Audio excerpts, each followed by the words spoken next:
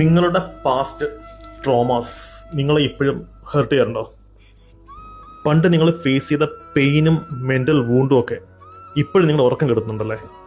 Trauma face ചെയ്യേണ്ടി വരുന്നത് ഒരിക്കലും നിങ്ങളുടെ തെറ്റല്ല, പക്ഷേ അത് ഹീൽ ചെയ്യേണ്ടത് നിങ്ങളുടെ മാത്രം ഉത്തരവാദിത്തമാണ്. ഒരു വിക്ടിം ആവണോ അതോ ഒരു സർവൈവർ ആവണോ എന്നുള്ളത് നിങ്ങളുടെ ഡിസിഷനാണ്. ഒരു സർവൈവർ ആവാൻ നിങ്ങൾ റെഡി ആണെങ്കിൽ ഈ റീലൊന്ന് ലൈക്ക് ചെയ്യൂ.